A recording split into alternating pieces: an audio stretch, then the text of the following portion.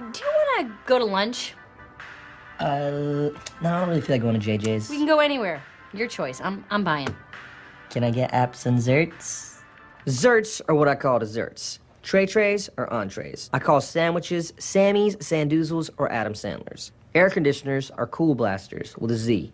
I don't know where that came from. I call cakes big old cookies. I call noodles long-ass rice. Fried chicken is fry chicky chick. Chicken parm is chicky parm parm. Chicken cacciatore, chicky catch. I call eggs pre-birds or future birds. Root beer is super water. Tortillas are bean blankies. And I call forks food rakes.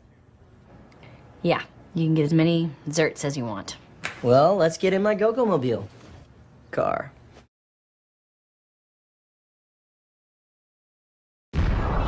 This is the Onion News Network, a tomahawk of honesty in the skull of lies.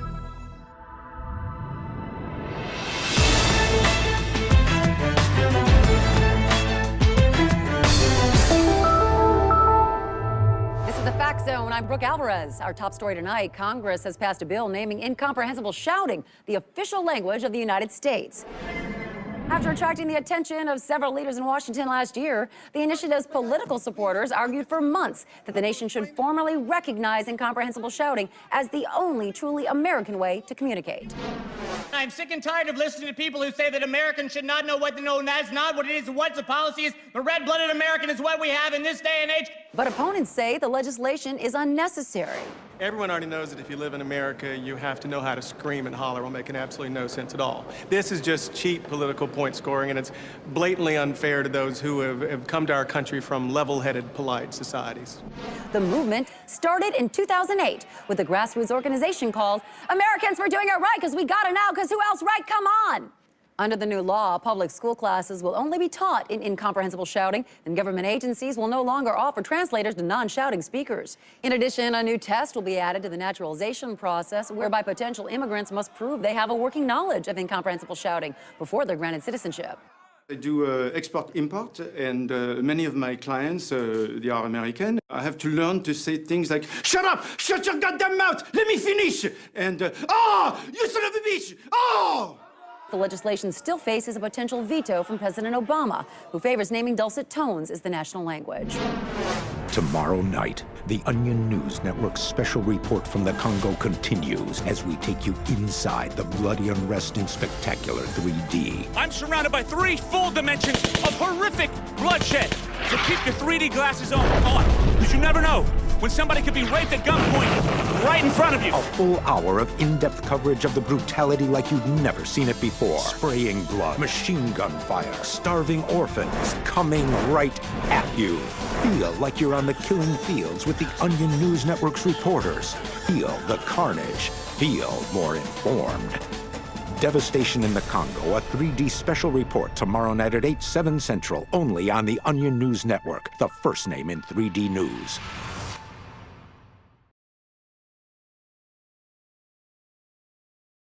The one and only Miss Catherine Tate. I can't believe we've got double English. English is well dry. I don't see what's so great about reading anyways. No, reading's for losers. In it though. At least we got a new teacher today. Yeah, right, that'll be a laugh, wouldn't it?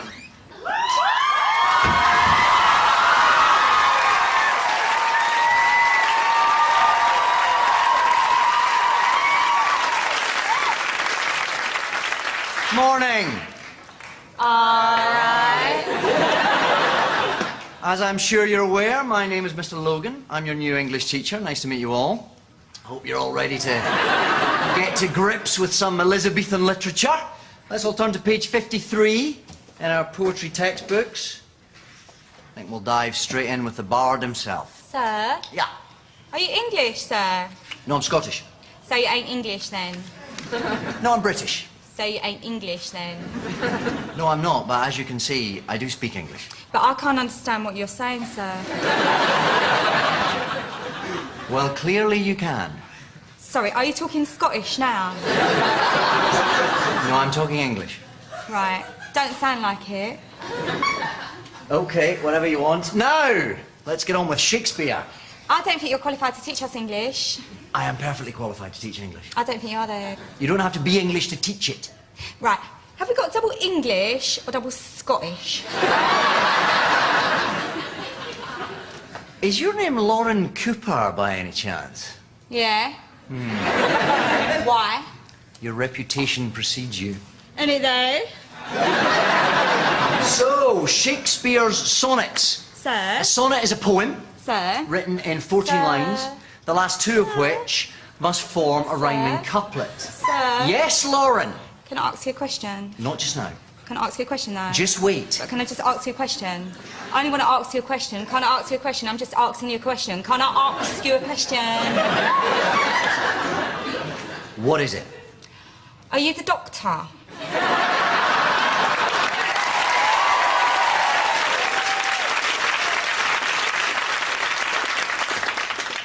Doctor Who?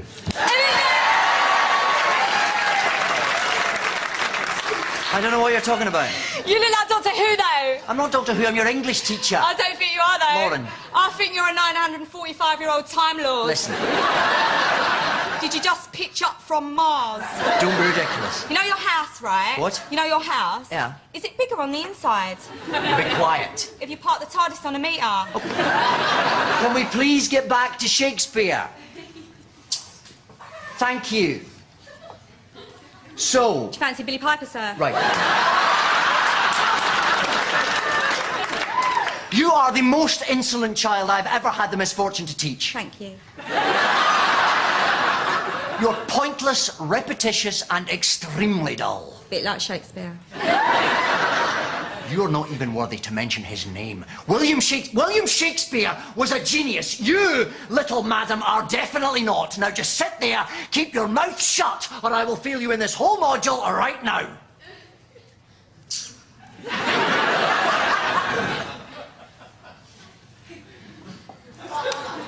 I bothered.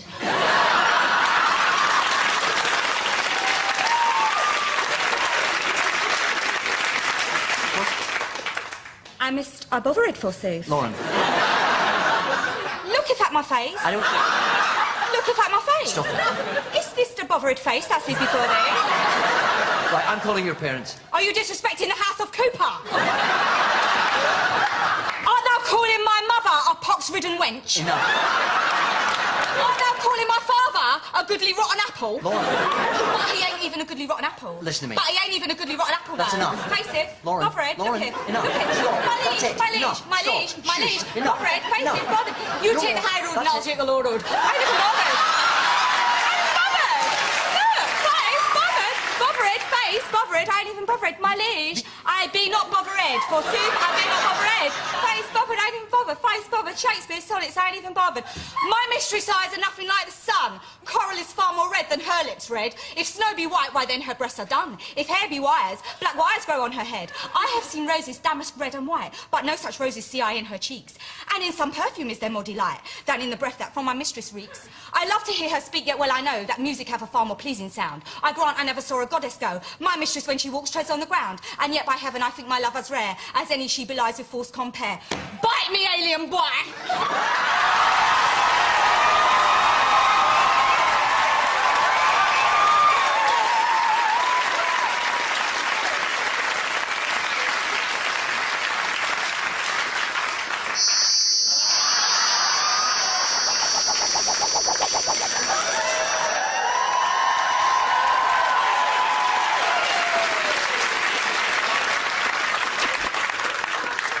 That's better.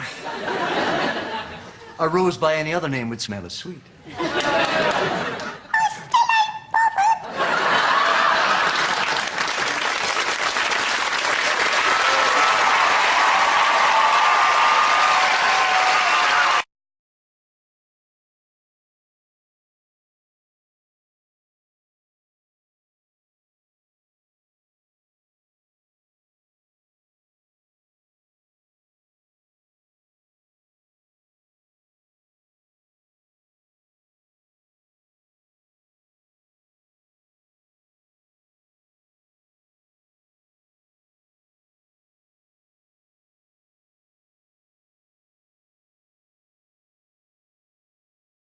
Well, the first thing is that it is the actual making of language, the in the present moment sound that a person is making and how they're making that sound. That's where identity lives, I think. I don't think it really lives in, like if you took what I'm saying here and you transcribed it. I don't think that's Anna Devere Smith. But I think that a series of sounds and movements are Anna Devere Smith. In other words, the outward product of that. And you know, your language is close to your breathing. It's close to your heart.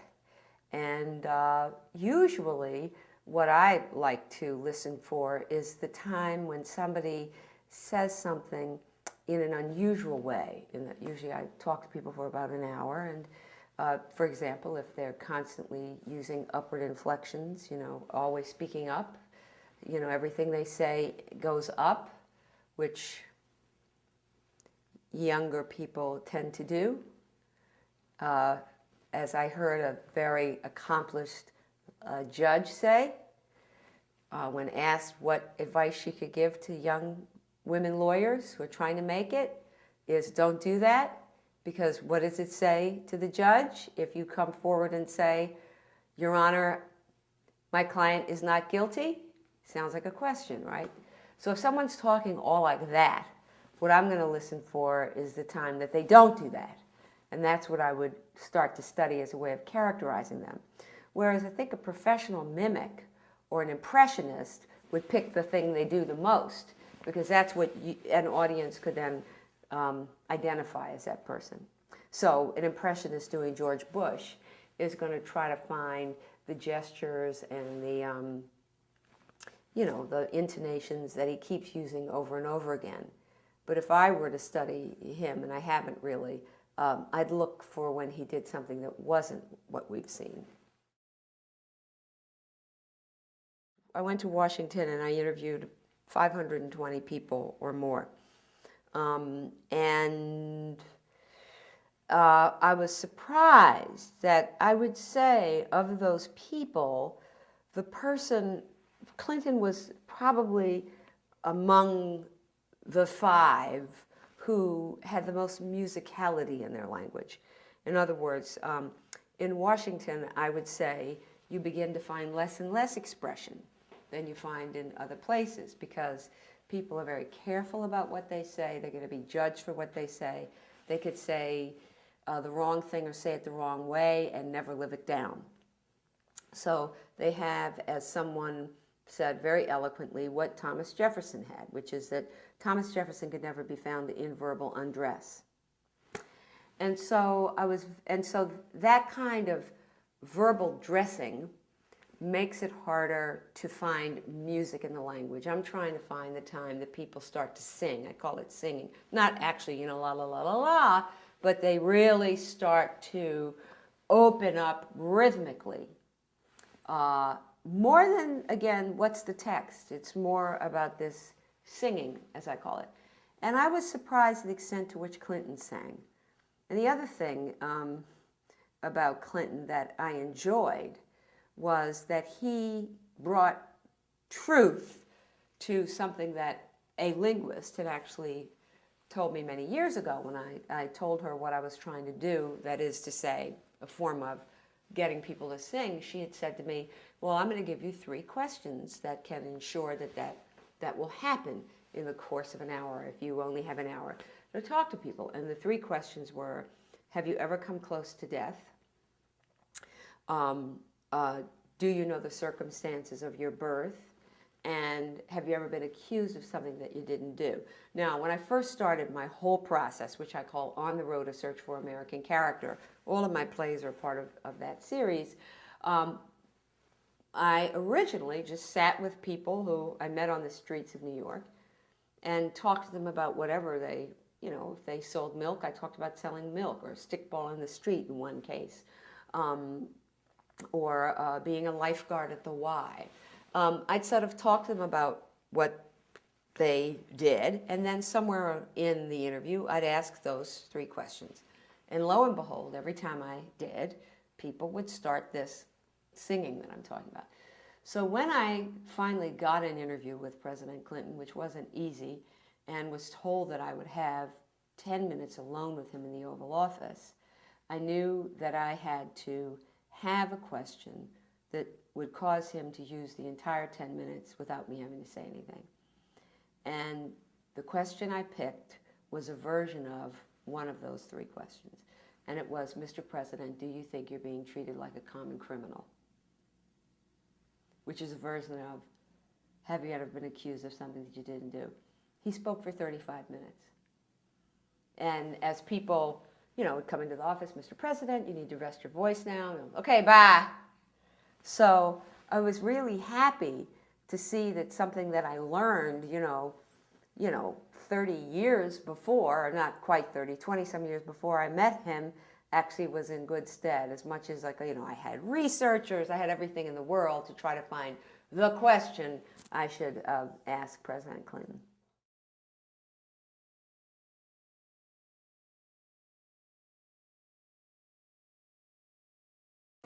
I mean, I've been modeling and stuff, but I mean, it's totally not my thing.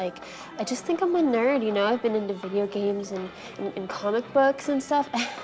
I don't know, I'm such a total nerd. Hi there, I'm Brian. I'm an actual nerd. I wear these glasses to see. I watch Star Trek, TNG, I play Skyrim. I'm shy. I'm not wearing a nerd costume for Halloween. This is how I actually dress. And when I take these glasses off, I'm not suddenly revealed to be sexy or cool. I'm still a nerd. In fact, I get sick with fear talking to people. I'm not skinny enough to fit into hip jeans.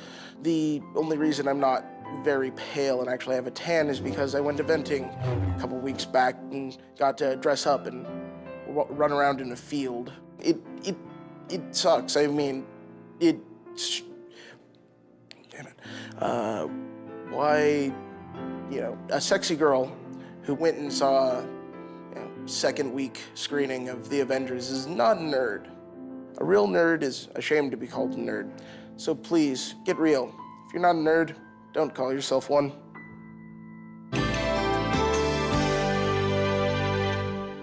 Dang it, usually I'm really good at ranting.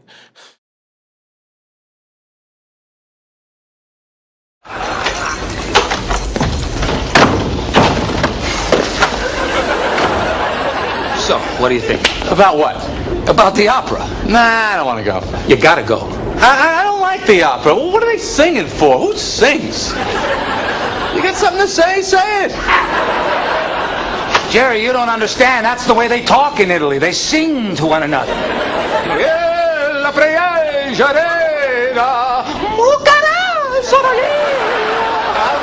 right. That's the way it was, I mean, you listen to the language, it's got that sing-songy quality to it. It's the language, Jerry. The language. So why don't they talk like that now? It's too hard to keep up, they were tired.